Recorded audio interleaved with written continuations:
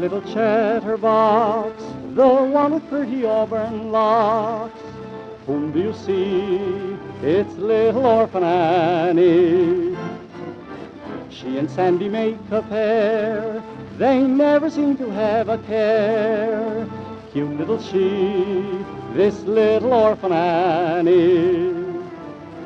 Bright eyes, cheeks of rosy glow, there's a store of healthiness handy. Mite size, always on the go, if you want to know. Princess Sandy always wears a sunny smile. Now wouldn't it be worth the while if you could be like little Orphan Annie? Well, here it is, 5:45 now, and time to see what's happening to Orphan Annie after that thrilling final test flight in Professor Kenyon's secret new airplane. But first, let's look in on a real-life airport, the great airport of Los Angeles, California. On the runway stands one of the giant new 14-berth Douglas sleeper planes, flagship of the American Airlines fleet, ready to take off. Listen. The Southern American Airlines sleeper flagship, loading at gate number 4 for Phoenix, Fort Worth, Memphis, Washington, and New York.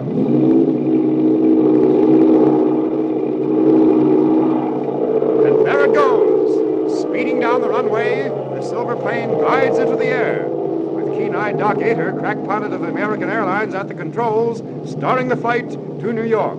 And what a flight! Speeding through the sky at a cruising speed of 200 miles per hour, this great Douglas sleeper plane wings its way from Los Angeles to New York, that's about 3,000 miles, in less than 16 hours' time. And you can depend on pilot Doc Ater to keep the great ship true on its course. Believe me, an air pilot's job is a real man's job, demanding cool nerves, a steady hand, a quick, clear-thinking brain, and strength, vitality, and endurance to keep alert every minute of the time in the air. And say, here's something you ought to know. To help give him the pep and endurance he needs, Doc Ater drinks Ovaltine.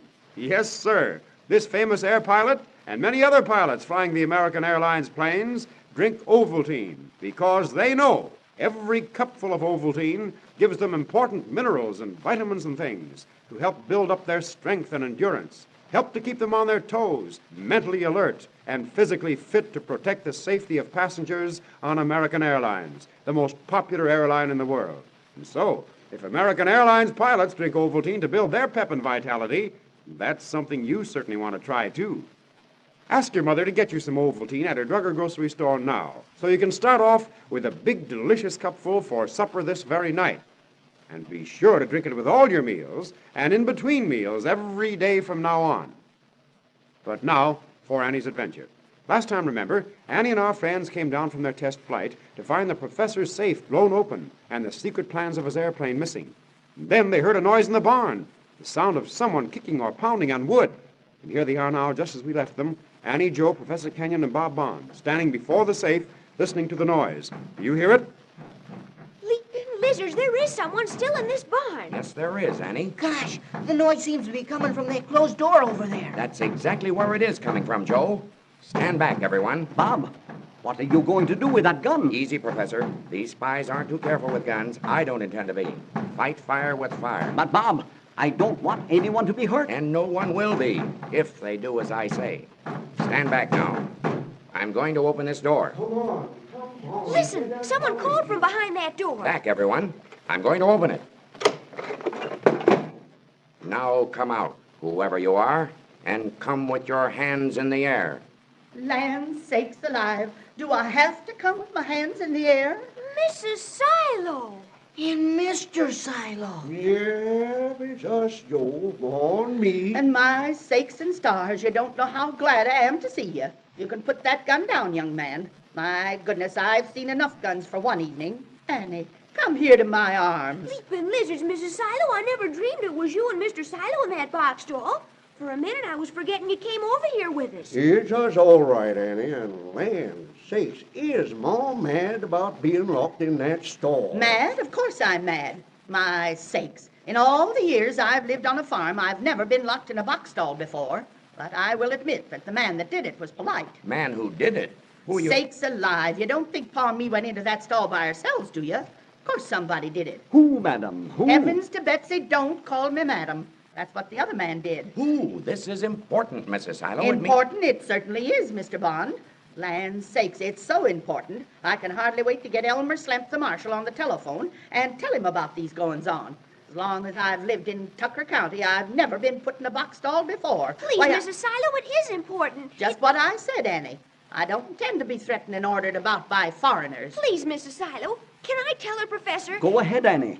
Those men who were here tonight, Mrs. Silo, were foreign spies. Spies? Heavens to Betsy. They were after the plans of Professor Kenyon's new airplane. Well, why didn't somebody tell me about it? Why didn't We've they got to explain... know what happened here, Mrs. Silo, and know it quick. That's right, Annie. That's right. Suppose you let me talk. No, Well, go ahead, Pa. Who's stopping you? Land o' me. I don't know what this is all about. Go ahead, Mr. Silo. It was this way. Ma and me were standing in front of the barn. Admiring here. the stars, Pa. Yes, admiring the stars. Then, first thing we knew, there were people all around. With guns, Pa. Yeah, with guns. We didn't have a chance to do a thing. What about the watchdog? I heard them talking about him, Joe. They chloroformed him. Jumping grasshoppers. So that's what Nicholson was getting that chloroform in town that day for. I thought it was something like this. Nicholson, that's the name, Annie. I know, because he came to the house looking for room and board. Ma. Go on, Mr. Silo. What happened? What happened was that this man Nicholson and his two helpers, Ferrara and a girl named Dawn... Dawn Martin. I knew she wasn't a painter. They forced us inside the barn here and locked us in that box stall. The idea. And when I tell the marshal, I'm afraid a town marshal won't be of any use in this, Mrs. Silo. Then, with us locked up, they blew open the safe. It was Nicholson then. Of course it was. Nobody else. We could hear every move they made behind that door. Had some new kind of explosive they did. And I guess the door of that safe came open just like it was made of cheese. And my plans, they're gone. Easy, Professor. Nicholson took them, Mr. Silo? You bet he took 'em. All me could hear everything, though he couldn't see it. Heard him say he got all the blueprints. Then the whole kit and caboodle of 'em skedaddled out of this barn as quick as they could go. And I heard 'em say something about getting away to the East Coast in an airplane. An airplane? Leaping lizards, I've got it. Got what, Annie? Don't you see? Gee, we were dumb not to get this before. Get what, Annie? Ferrara and his fake accident and landing that plane of his close to Nicholson's house. Well, I don't see how that... Why, there was nothing wrong with Ferrara's plane. You looked it over yourself, Mr. Bond, and you said there was no reason why it should have landed. Right, Annie, but Well, there was a reason why it landed. A good reason. And the reason was that Nicholson wanted a good way of escape after he'd stolen your airplane plans, Professor. But, Annie, I don't see It's that... all clear as day. Suppose Nicholson had gotten your plans. He couldn't have escaped by automobile or railroad. He'd have been caught too quickly. But in an airplane, don't you see, Ferrara faked that accident in a good plane so that Nicholson would have a sure means of getting away after he got the plans. Annie, I believe you've hit it. I know I have. Suffering sunfish, it's the only answer to all this, and it explains everything. With that plane not damaged a bit and ready and waiting, Nicholson can fly clear out of the country or to a waiting ship and get clean away with the plans. Beautiful butterflies, we've got to do something. Here he is with the plans now. Annie, you've hit it. You've got it. I'm sure I have, Professor. Bond, what are we going to do about this? We can't let Nicholson get away with those plans. I designed them for our own country, not for some foreign nation. We must stop him. We must. don't see what we can do, Professor. After all, the plans are gone. Listen. To what, Joe? Don't you hear it? It's the motor of an airplane. It is. I'd recognize an airplane motor from a grave. There's just one answer to it. It's Ferrara's plane. They've got Professor Kenyon's plans on board, and they're flying them away. I think you're right, Annie. Listen, that plane is going east. It is going east. I can tell that much. That's what I heard Nicholson say. From that box stall, I heard him say he was going to take the plans to the East Coast where a boat was waiting. A boat? Trawler was the word he used. I guess that's a boat, ain't it? My sakes, Pa, a trawler is someone who's fishing. Heavens to Betsy, you've gone crawling enough on Rock River. Trolling. Oh, not trawling. Land sakes, I guess you better stick to your cooking. There is a chance, Professor, if we could head off this plane of Nicholson's. After all, this new plane of yours is as fast as any ever built. If we could reach the coast before he does, there is a chance. Bob, you're giving me new life. Of course there is. And I was forgetting radio. Radio? My plane is equipped with the latest in radio. Why, perhaps we can head this Nicholson off.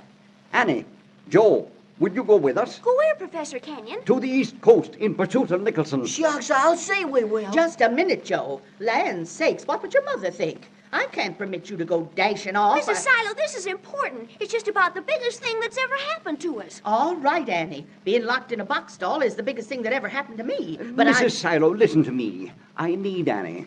You heard how she analyzed the reason why Ferrara landed his plane here. I need her mind, her keenness, her brain. This is serious, Mrs. Silo. It may mean the difference between peace or war for our country. It may be that... Land's sakes, Mr. Kenyon, what are you talking about? What are you No, the professor's talking good common sense. You listen to him. You know who's behind all this. You know who's... I do, Pa. But mercy me, the idea of Annie flying off in that airplane It's is... for the good of the country, Ma. And if the professor says he wants and needs Annie, I guess it's up to us to see that he gets her. Good for you, Mr. Silo. We can go, Professor. Joe and I can go. Fine, fine. How is the plane, Bob? Ready to take off at a moment's notice, Professor. Good. Plenty of gas? Her tanks are practically full, ready for a long flight. That's all I ask, then. My full confidence is in this plane. Bob, my boy, we're going to win yet. We have every chance. With you at the controls, I'm certain we can head off for our plane. And by using our radio, we can have all the authorities at Washington aiding us. Come, come. Land's sakes, Annie, I hate to see you get into that plane again. It's just for a little while, Mr. Silo. Suffering sunfish, if we can save the professor's I plans, know, why... Annie, I know, or I think I know. It's something to do with our country.